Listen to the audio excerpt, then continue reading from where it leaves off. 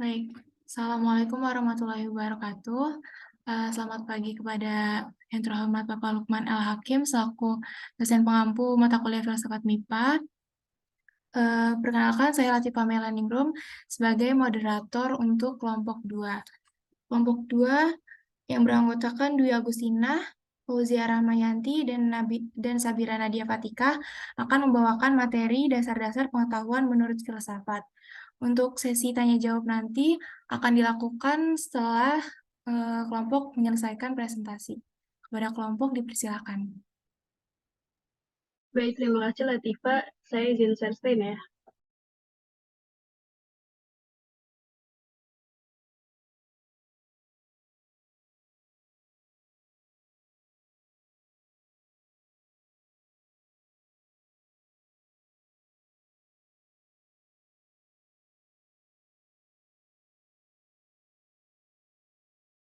Apakah sudah terlihat?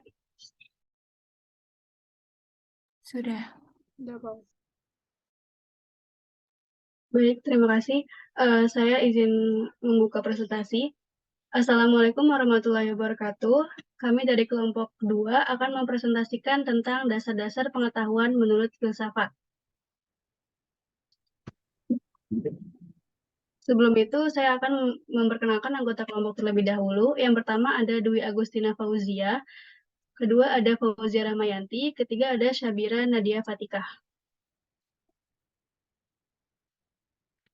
Pokok-pokok bahasan yang akan kita bahas yaitu yang pertama pengertian pengetahuan, kedua jenis pengetahuan, ketiga sumber ilmu pengetahuan, keempat teori-teori kebenaran, dan kelima konsep penalaran dan logika. Pengertian pengetahuan. Pengetahuan adalah segala sesuatu yang diketahui manusia dan berkenaan dengan hal mata pelajaran. Pengetahuan menuntut adanya subjek yang mempunyai kesadaran untuk mengetahui tentang suatu dan objek yang dihadapi sebagai hal yang diketahuinya. Pengetahuan yang dikenal dalam kehidupan masyarakat diklasifikasikan menjadi dua, yaitu pengetahuan ilmiah dan pengetahuan non-ilmiah. Pengetahuan dapat diukur dengan wawancara atau angket yang menanyakan tentang isi materi yang ingin diukur dari subjek penelitian atau responden.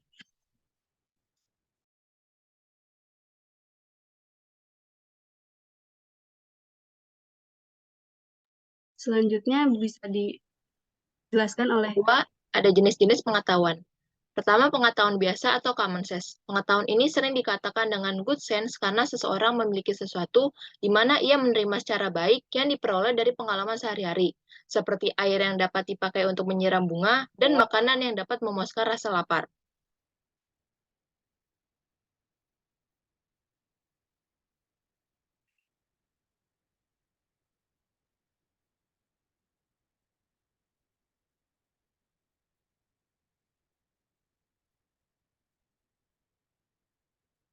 Yang kedua ada pengetahuan ilmu atau sains. Pengetahuan ilmu merupakan ilmu yang bersifat kuantitatif dan objektif, seperti ilmu alam dan sebagainya. Ilmu pada prinsipnya merupakan usaha untuk mengorganisir dan mensistematisasikan common sense. Yang ketiga ada pengetahuan filsafat. Pengetahuan filsafat dapat diperoleh dari pemikiran yang bersifat kontemplatif dan spekulatif, lebih menekankan pada universalitas dan kedalaman kajian tentang sesuatu, dan biasanya memberikan pengetahuan yang reflektif dan kritis. Ada juga pengetahuan agama. Pengetahuan agama merupakan pengetahuan yang hanya dapat dari Tuhan, bersifat mutlak dan wajib, dan diyakini oleh para pemeluk agama. Jadi, perbedaan antara pengetahuan dan ilmu adalah jika pengetahuan adalah hasil tahu manusia untuk memahami suatu objek tertentu, sedangkan ilmu adalah pengetahuan yang bersifat positif dan sistematis.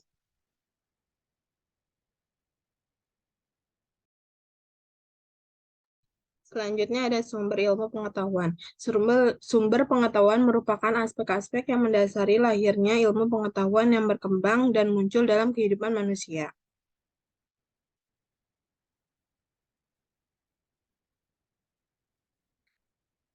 Yang pertama ada empirisme. Kata ini berasal dari kata Yunani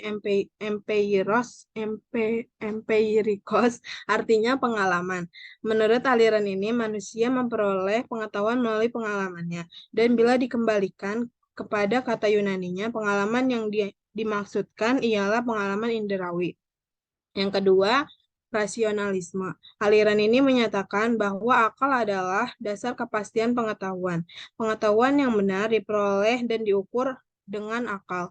Manusia memperoleh pengetahuan melalui kegiatan menangkap objek. Bagi aliran ini, kekeliruan pada aliran empirisme yang disebabkan kelemahan alat indera dapat dikoreksi seandainya akal digunakan. Yang ketiga, intuisi. Kemampuan ini mirip dengan insting, tetapi berbeda dengan kesadaran dan kebebasannya. Intuisi bersifat personal dan tidak bisa diramalkan. Sebagai dasar untuk menyusun pengetahuan secara teratur, intuisi tidak dapat diandalkan. Yang keempat ada wahyu. Wahyu adalah pengetahuan yang disampaikan oleh Tuhan kepada manusia lewat perantara atau secara pasif. Sebagai manusia yang beragama, pasti meyakini bahwa wahyu merupakan sumber ilmu, karena diyakini bahwa wahyu itu bukanlah buatan manusia, tetapi buatan Tuhan yang Maha Esa. Yang kelima, otoritas. Otoritas adalah kekuasaan yang sah yang dimiliki oleh seseorang dan diakui oleh kelompoknya. Otoritas menjadi salah satu sumber pengetahuan karena kelompoknya memiliki pengetahuan melalui seseorang yang mempunyai kewibawaan dan pengetahuannya. Yang keenam, keyakinan. Keyakinan adalah suatu kemampuan yang ada pada diri manusia yang diperoleh melalui kepercayaan. Kepercayaan bersifat dinamis, namun menyesuaikan dengan keadaan yang sedang terjadi. Sedangkan keyakinan sangat statis kecuali ada bukti-bukti baru yang akurat dan sesuai. Selanjutnya ada teori-teori kebenaran. Yang pertama, teori koherensi. Kebenaran adalah kesesuaian antara suatu pernyataan dengan pernyataan lain yang berhubungan dan sudah lebih dahulu kita ketahui. Suatu keputusan dianggap benar apabila mendapat penyaksian oleh putusan lain yang terdahulu sudah diakui kebenarannya. Ukuran dari teori ini adalah konsisten dan presisi. Misalnya, pernyataan bahwa di luar hujan turun adalah benar apabila bersesuaian dengan keadaan cuaca yang mendung, gelap, dan temperatur dingin, dan fakta-fakta yang menunjang. Yang pertama, teori korespondensi. Menurut teori ini, kita mengenal dua hal, yaitu pernyataan dan kenyataan. Kebenaran adalah kesesuaian antara pernyataan tentang sesuatu dengan kenyataan sesuatu itu sendiri. Misalnya, pernyataan ibu kota Indonesia adalah Jakarta. Maka pernyataan ini adalah benar, sebab sesuai dengan fakta, yakni Jakarta adalah ibu kota Indonesia. Yang kedua, teori pragmatis. Teori ini dicetuskan oleh Charles S. Peirce pada tahun 1839 sampai 1914. Teori ini menyatakan bahwa kebenaran suatu pernyataan yang dapat diukur dengan kriteria apakah pernyataan tersebut bersifat pragmatis atau fungsional dalam kehidupan praktis. Misalnya, teori tentang praktikel tak akan berumur lebih dari 4 tahun.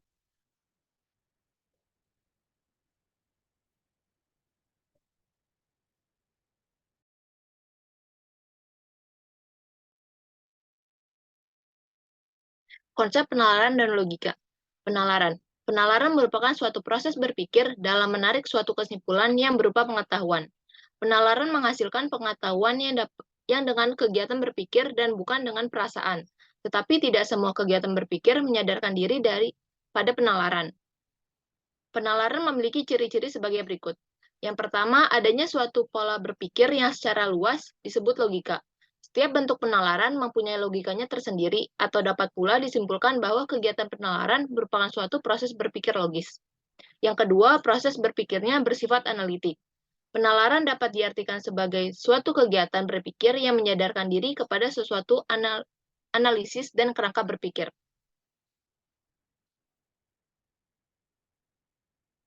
Lalu logika, suatu penarikan kesimpulan yang dianggap sah atau valid apabila proses penarikan kesimpulan tersebut dilakukan menurut cara tertentu. Cara penarikan kesimpulan ini juga disebut dengan logika. Cara penarikan kesimpulan berdasarkan pada penalaran ilmiah, yaitu logika induktif dan logika deduktif. Logika induktif merupakan penarikan kesimpulan dari kasus-kasus individual nyata atau khusus menjadi kesimpulan yang bersifat umum. Sedangkan logika deduktif merupakan penarikan kesimpulan dari hal yang bersifat umum menjadi kasus yang bersifat individual atau khusus. Kesimpulan dari materi yang telah kita bahas adalah pengetahuan merupakan segala sesuatu yang diketahui manusia. Suatu hal yang menjadi pengetahuan selalu terdiri atas unsur yang mengetahui dan yang diketahui serta kesadaran mengenai hal yang ingin diketahui. Sumber pengetahuan merupakan aspek-aspek yang menyadari lahirnya ilmu pengetahuan yang berkembang dan muncul dalam kehidupan manusia. Kebenaran merupakan kesesuaian antara pikiran dan kenyataan dan menjadi tujuan dari filsafat. Untuk menyatakan suatu kebenaran dapat didasarkan pada teori kebenaran. Penalaran merupakan salah satu proses dalam berpikir yang menggabungkan dua pemikiran atau lebih untuk menarik sebuah kesimpulan untuk mendapatkan pengetahuan baru. Logika merupakan suatu cara untuk mendapatkan suatu pengetahuan. Demikian referensi sumber yang kita dapat.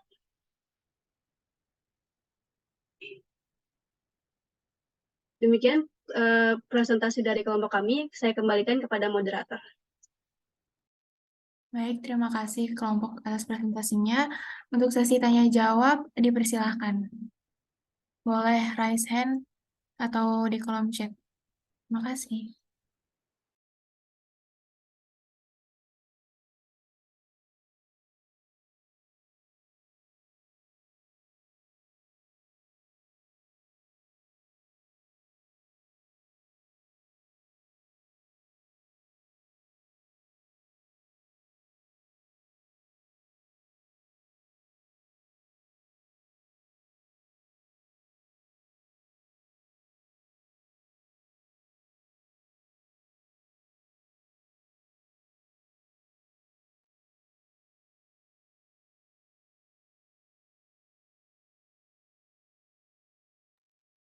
Untuk Siska, dipersilahkan. Terima kasih moderator. Sebelumnya mau bertanya untuk kelompok ini. Tadi kan ada penarikan kesimpulan, penarikan kesimpulan itu kan logika induktif sama deduktif ya. Nah, boleh nggak kasih contoh dalam kehidupan sehari-hari itu seperti apa? Terima kasih.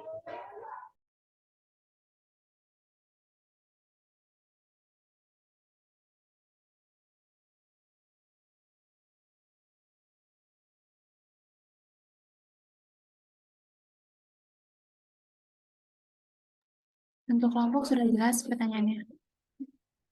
Sudah jelas. Itu di kolom chat juga ada pertanyaan dari Daryani.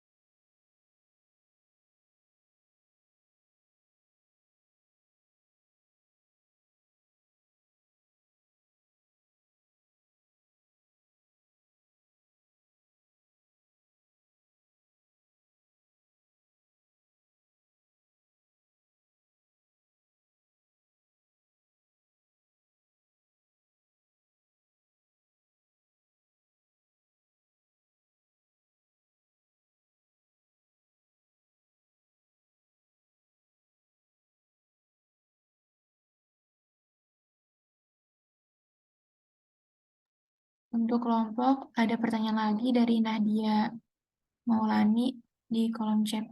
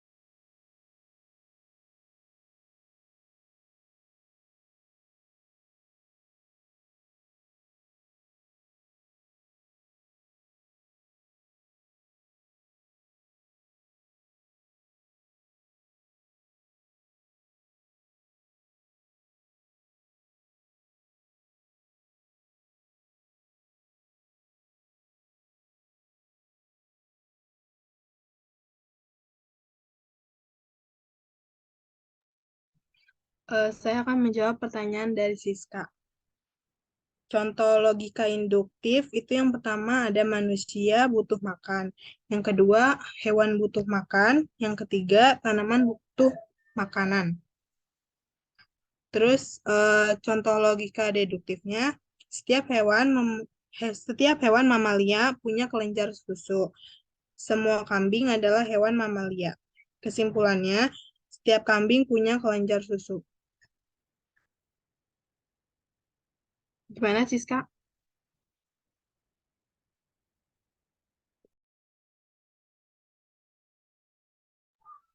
Oke, Dwi, makasih.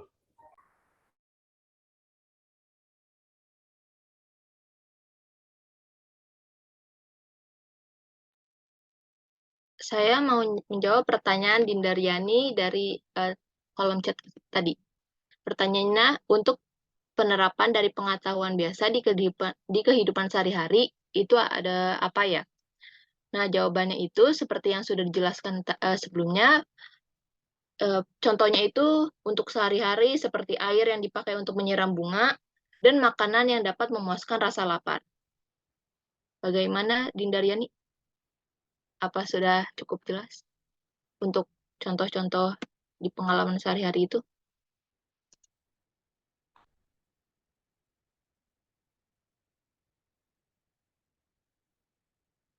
Iya, sama-sama. Oke.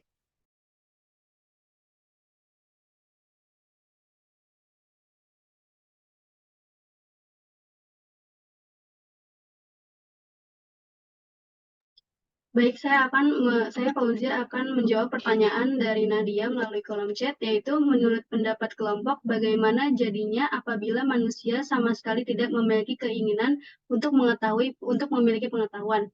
Jadi menurut kelompok akibatnya adalah jika tidak ada ilmu pengetahuan di dunia ini, maka semua orang tidak akan ada yang pintar. Jadi semua orang pola pikirnya tidak akan berkembang. Semua orang akan menjadi malas dan yang terpenting jika di dunia ini tidak ada ilmu pengetahuan akan menyebabkan dunia ini kurang sempurna.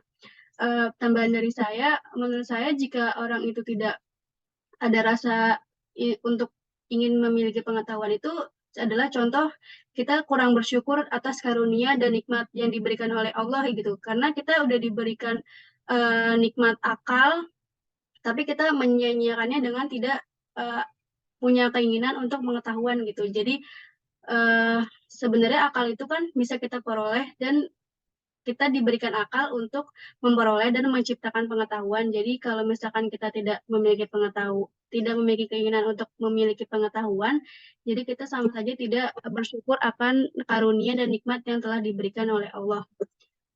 Nadia, apakah sudah jelas?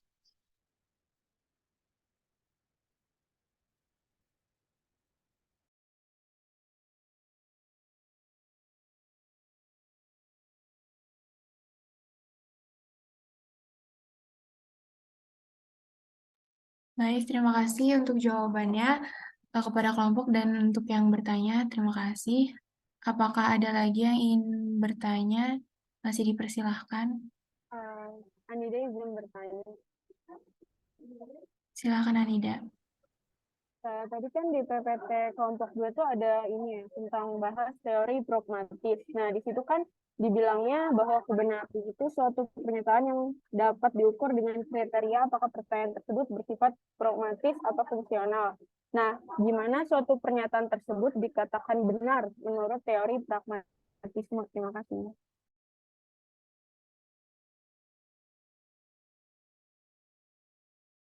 Bagaimana kelompok? Apakah pertanyaannya jelas? Jelas. Ya, sudah jelas.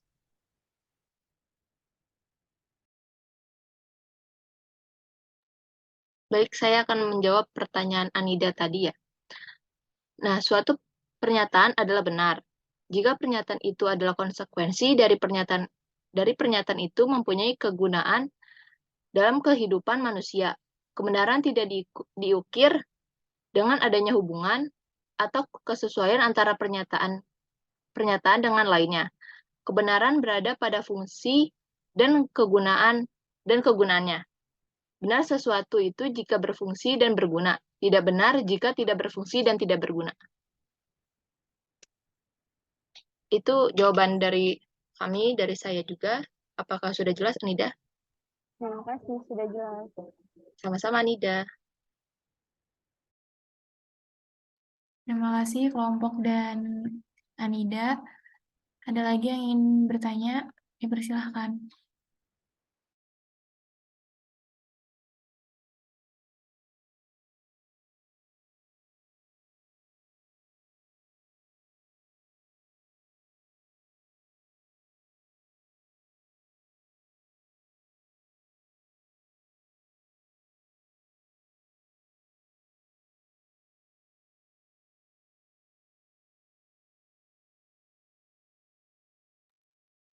Jika tidak ada yang bertanya, akan saya tutup presentasi pada hari ini.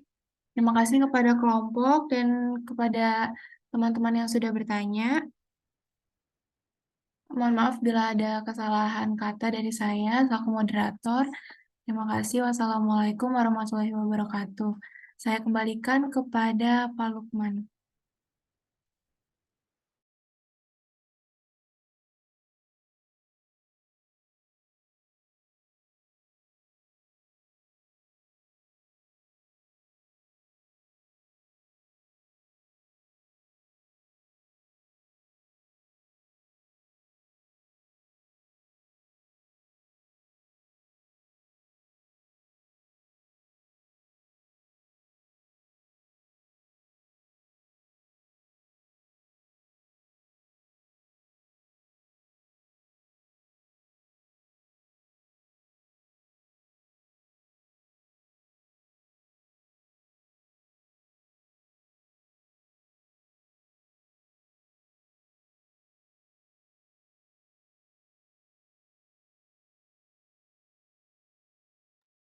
Kepada Pak Lukman, presentasi sudah selesai dilaksanakan, Pak.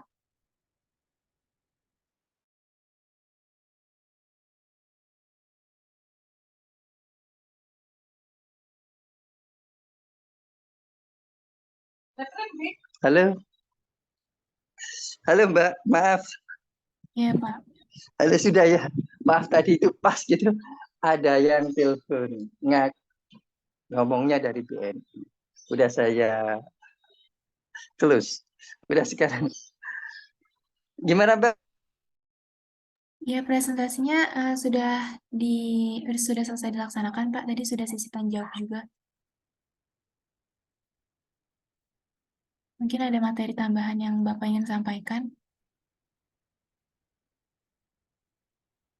Kan share screen dulu.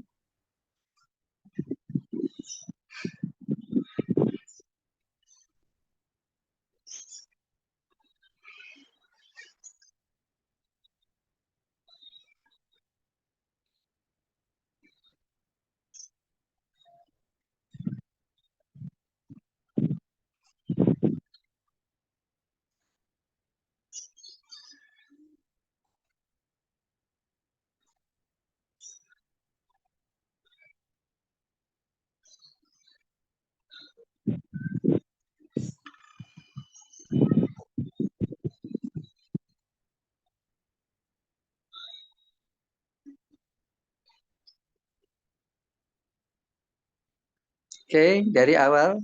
Oke. Terus? Oke ya. Stop dulu. Oh, oke, enggak, sudah cukup. Terus, maaf. Stop. Maaf, turun ya, stop. Stop.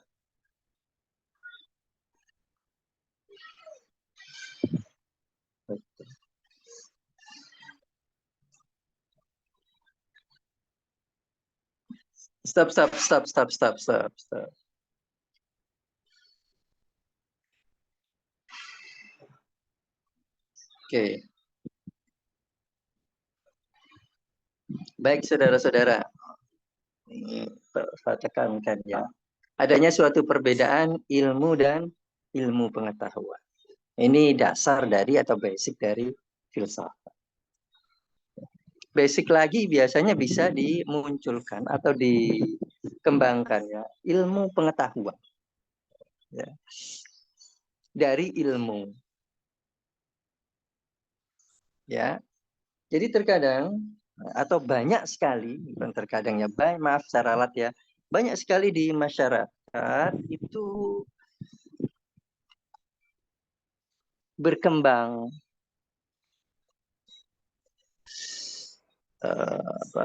ilmu-ilmu. Dari sana para saintis, para peneliti itu akan meneliti. Akhirnya jadilah ilmu pengetahuan. Ambillah contoh. Nah, ini ya, saudara-saudara akan tahu bagaimana definisi dari ilmu dan ilmu pengetahuan dari contoh-contoh yang akan saya sampaikan. Ya.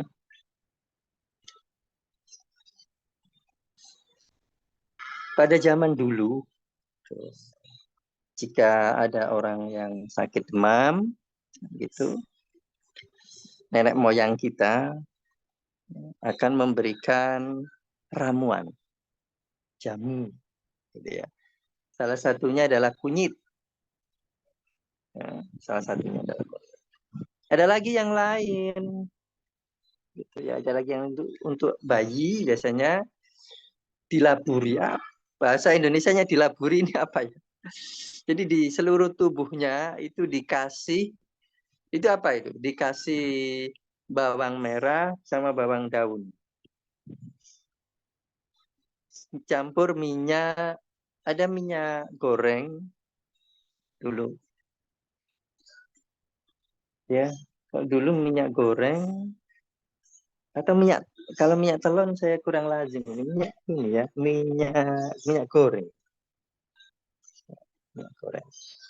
Apa bukan ditaburkan loh ya, dioleskan ke seluruh tubuhnya pada saat demam. Ini yang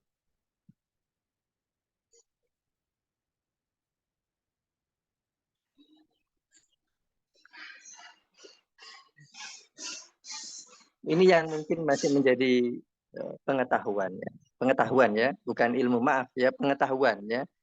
Jadi belum ilmu. Namun efektif sekali. Ya, baik. Sekarang saya ambil contoh yang satu tadi.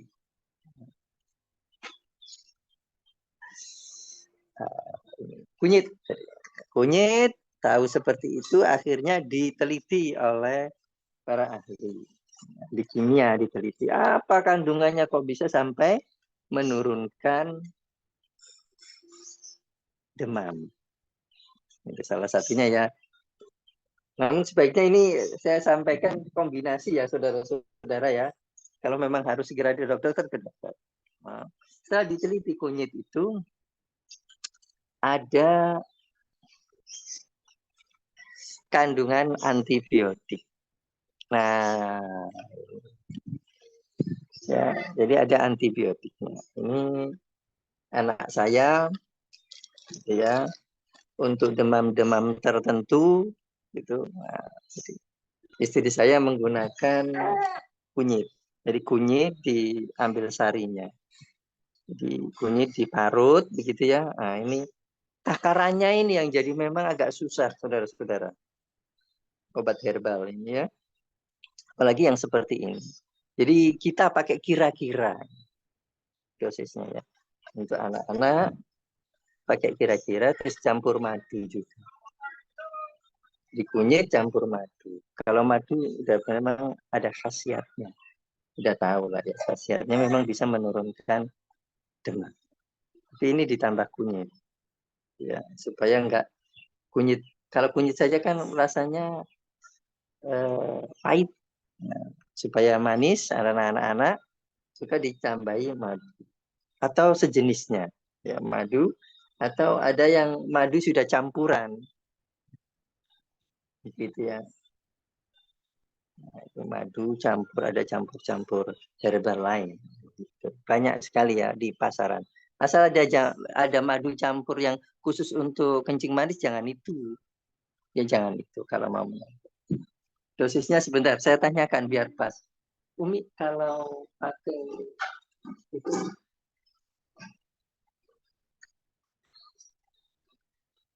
kunyit itu berapa? Sari-sari. Sebelum itu diambil sarinya. Terus sama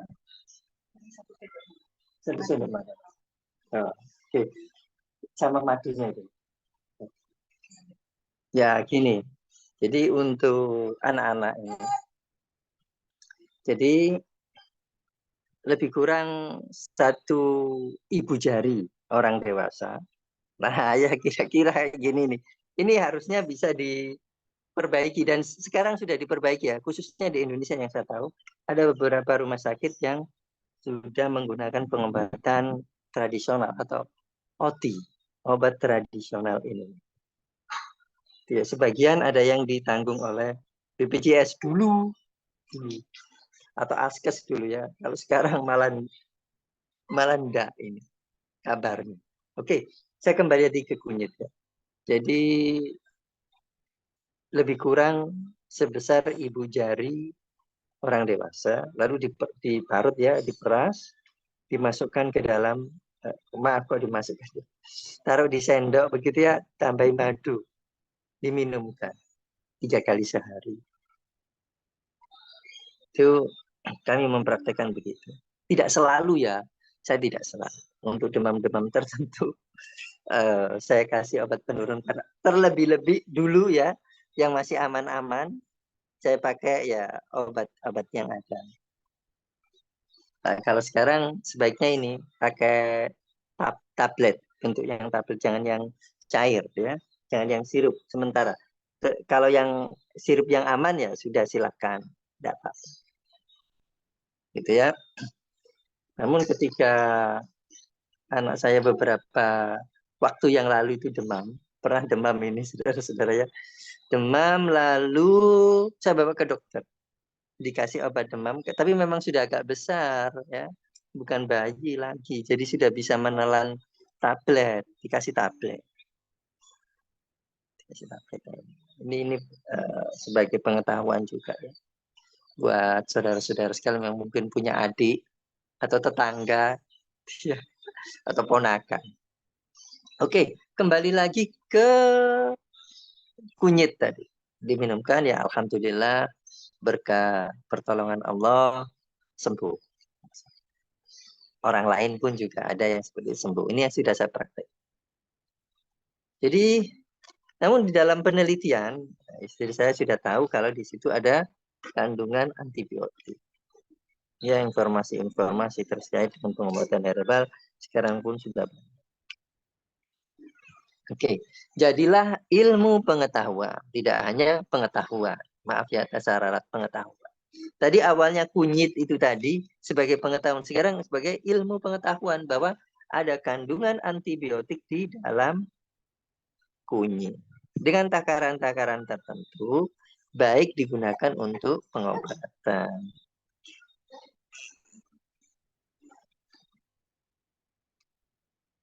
Seperti itu saudara-saudara ya. Itu bedanya antara pengetahuan dan ilmu pengetahuan. Paham ya saudara-saudara? Nah, dari situ akhirnya dikembangkan saudara-saudara. Apa-apa yang ada di masyarakat. Orang mengatakan, akhirnya ada yang mengatakan mitos ataukah ilmiah, akhirnya kan muncul semacam itu. Ada juga kan mitos-mitos tertentu yang memang nggak rasional, saudara bisa mengerti. Kita bisa memahami. Itu ada pengetahuan biasa. Ya, seseorang memiliki sesuatu ini sudah dia menerima secara baik apa yang diperoleh dari pengalaman sehari-hari. Ini definisinya pengetahuan. Jadi ada berkembang menjadi ilmu pengetahuan. Oke, begitu ya saudara-saudara Amran. Saudara-saudara pun kembangkan ini. Kembangkan apa yang ada. Yang ada di masyarakat.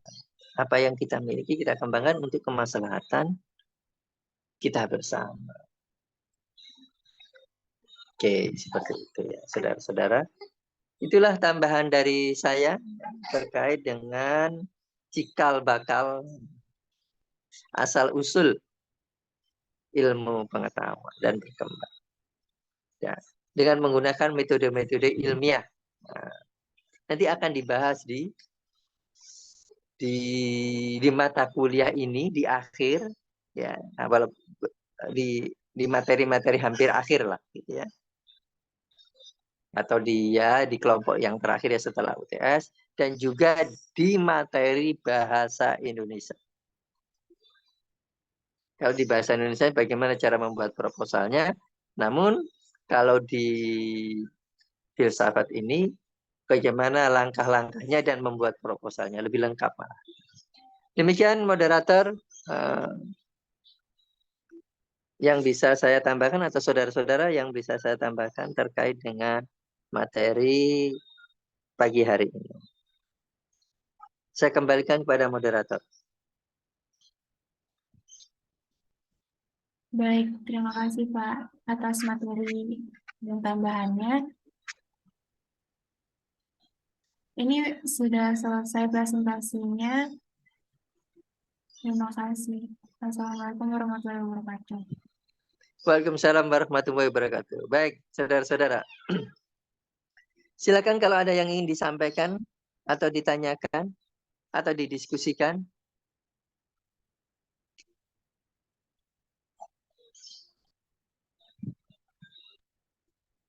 Oke, baik saudara-saudara. Saya ingatkan kembali ya, dalam materi filsafat ini kemarin waktu perkuliahan pertama, perkuliahan kedua, maaf, pertemuan kedua, ada yang menanyakan apa bisa menjadikan ateis kan gitu ya. Nah, itu tergantung kita. Nah, saya ingatkan kembali hati-hati. Ya. Biasanya memang di awal-awal saya mengingatkan saudara-saudara bahwa materi khususnya materi filsafat dalam memikirkan sesuatu kita harus hati-hati. Ya. Jadi kembalikan semuanya kepada untuk yang muslim ya Al-Qur'an dan hadis atau sunnah Rasul supaya aman. Ada area-area yang memang manusia itu nggak mampu dan tidak diberi kemampuan untuk menjangkau tersebut. Begitu ya. Baik, saudara-saudara. Halo PJ-nya, monitor. Iya, Pak. Kalau memang sudah tidak ada pertanyaan atau hal-hal yang ingin disampaikan, saya akhiri ya. Iya, Pak. Oke, baik saudara-saudara, terima kasih atas perhatiannya. Mohon maaf jika ada salah dan khilaf. Mari kita tutup forum ini dengan membaca hamdalah. Alhamdulillahirabbil alamin. Akhirul kalam, wabillahi taufiq wal hidayah. Wassalamualaikum warahmatullahi wabarakatuh. Waalaikumsalam warahmatullahi Waalaikumsalam warahmatullahi Warahmatullahi wabarakatuh. wabarakatuh. Terima kasih Bapak. Sama-sama. Mohon izin untuk keluar forum ya. Assalamualaikum.